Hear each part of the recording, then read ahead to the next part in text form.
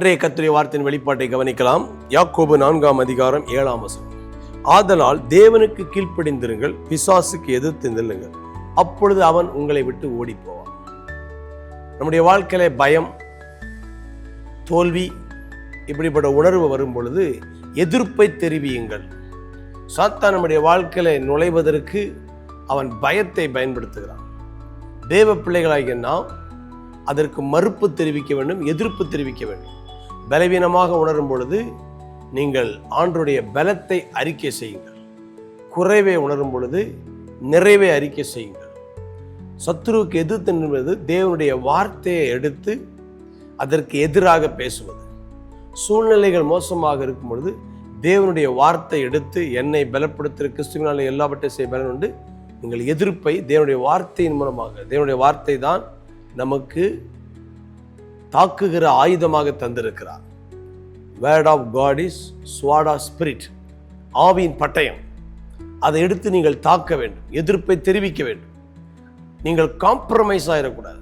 அவன் சில நேரங்களில் பல காரியங்களை கொண்டு வந்து நம்மை சமரசப்படுத்தும்படி முயற்சிவான்.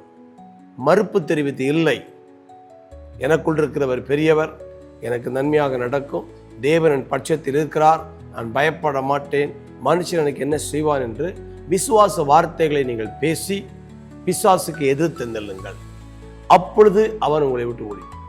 வியாதிக்கு எதிர்த்து நில்லுங்கள், தரித்திரத்துக்கு எதிர்த்து நில்லுங்கள், குடும்ப போராட்டங்களுக்கு எதிர்த்து நில்லுங்கள். சமாதானத்தை பேசுங்கள், சுகத்தை பேசுங்கள், செழிப்பை பேசுங்கள்.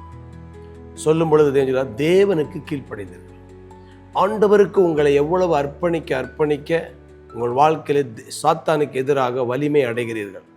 நீங்கள் சாத்தானுக்கு எதிரான வலிமையே தேவனுக்கு நீங்கள் அர்ப்பணிக்கும் பொழுது பெற்றுக்கொள்கிறீர்கள்.